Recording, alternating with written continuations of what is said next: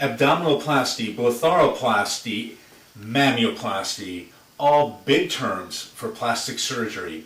How has this industry done during this wicked recession? Hi, I'm Robert Maltby. Today, we're going to visit the office of one of the top plastic surgeons in Beverly Hills and talk to some of his celebrity clients. He just redid my boobs, and I love them. I'm very, very happy. And Dr. Ryan is the best surgeon in the world. I would never trust anyone else. He has these little teeny hands, and no, if you look at his hands and like you look at his fingers, I mean, he told me as a child he was either going to be a pianist or a surgeon because he was given this gift of these amazing little hands, and he can do such precise work with. Now, Sean, I understand you're quite the celeb on TMZ. Could you tell us a little bit about how that goes, how that happens? They follow me everywhere. They find me everywhere, and I must have a PI on me. So, I mean, it's been really fun because I actually find out stuff about myself that I don't know about my life. Vanity trumps the recession? Well, almost. Cosmetic surgery stocks in general have held up much better than the overall market, which has been down over 60% recently at its lows.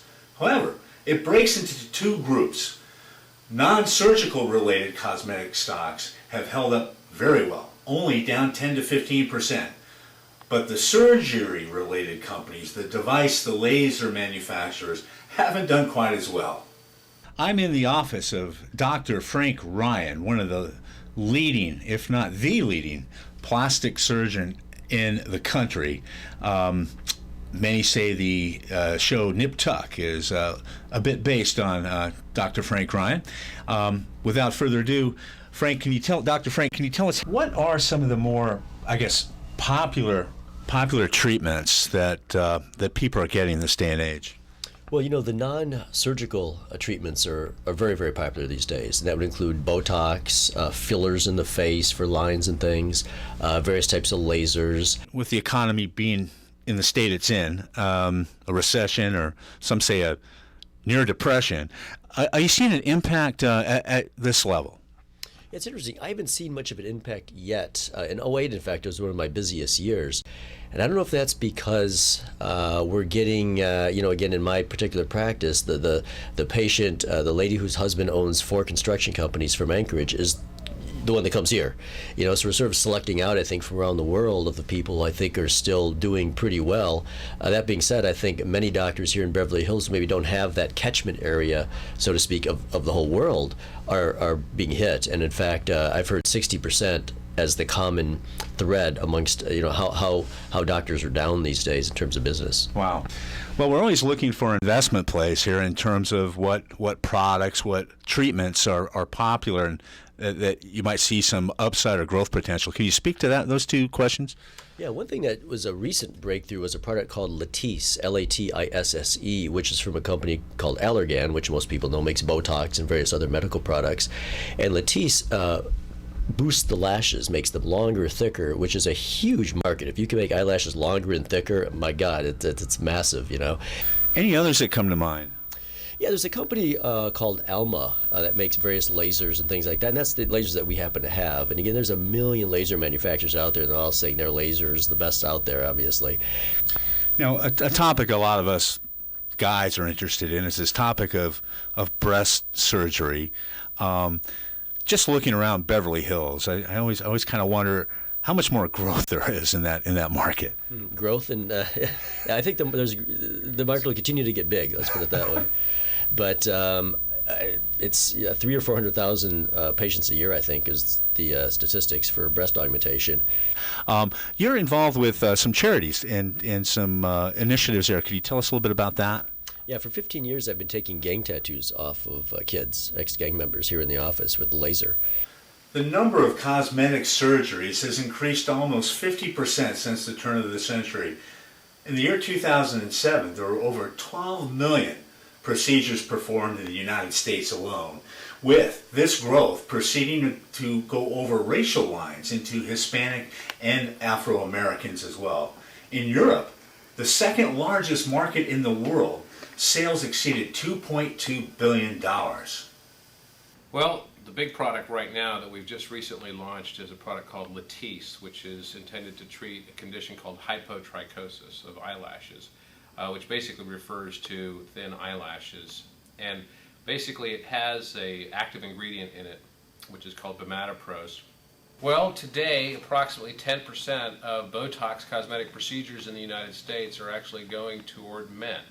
If you look at our last quarter's performance, we were actually able to beat our guidance on our elective procedures, particularly those related to facial aesthetics. So for Botox cosmetic, as well as for our facial dermal fillers, we were able to beat the guidance that we'd issued late in the year. Obesity intervention is going to be a critical component of our future strategy as we're really trying to tackle obesity as well as those comorbid conditions that come along with obesity, and innovations around that I think are going to be very, very high tech. At Allergan, Botox sales were just reported to be down over 5.8%, but sales of surgical products, obesity, breast implants, and facial fillers were down far more, over 18%.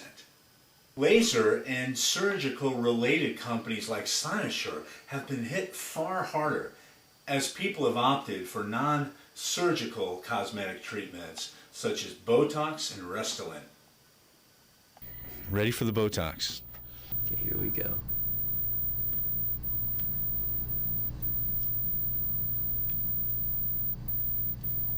You know, this is the main, what I would say, platform called the Harmony, which you can then put these several different attachments on. Sure. Now, with new technology, this Alma does the YAG well, it does the Pixel well, and does the photofacial well. So it's kind of amazing. Kind of a one-stop shop. Yeah, yeah. Let's say, you know, an A-list celebrity that's getting a little bit older that wants to have, you know, some wrinkles or some more major facial work. What would that entail, price range-wise? Well, I mean, it just again depends on the doctor, but I mean, sometimes if we're doing a total facial thing, it'll run close to 6 figures. If you're doing a complete facial thing and maybe some liposuction or something like that. Right. You know, they don't just get a facelift and go, okay, see you, bye. Yeah. You know, they get the facelift, then they're back for this, they're back for Botox, they're back for, you know, injectables, they're back for skincare, they're back for maintenance stuff. Maintenance, yeah. The stock market and the real estate market and God knows the commodity markets have all pretty much been hit and imploded. And just wondering, Dr. Frank, how that has impacted maybe some of the conversations you've had with people. What is the mentality? Yeah, I think the conversation about the current economic state is it's nonstop with everyone. I think that's the conversation. It's not like how's the weather anymore or things like that. Even here in the middle of Beverly Hills. Maybe you can speak to this personally about how you feel about investing. And you know, we all know prices look pretty reasonable, but what's the psychology? I've heard more often than not, people are like, I'm not even looking at mine. I'm not looking at it. I'm just like, I don't even want to see it. I'm not pulling out. I'm just not looking at it. Of course, it's going to come back at some point. The ostrich. The ostrich theory, I think, is what I hear from. That's sort of what I've been doing for the most part, too. It's like, I'm just holding steady, see what happens.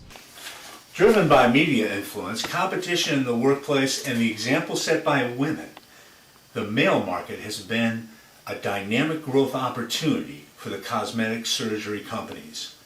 Call it the severance effect, but Botox and non-surgical procedure sales have actually picked up in the male market as recently laid-off bankers in competition for new jobs are looking to uplift and freshen their look. I have been persuaded to experiment further with what's called a photofacial. This is a treatment that's becoming more and more popular. Photofacial by Alma Lasers. Now what's going on now is the gel. The gel, yes, because every laser has a target. So the target of this laser is water. So that's why we apply ultrasound gel because of the aqueous base to the face.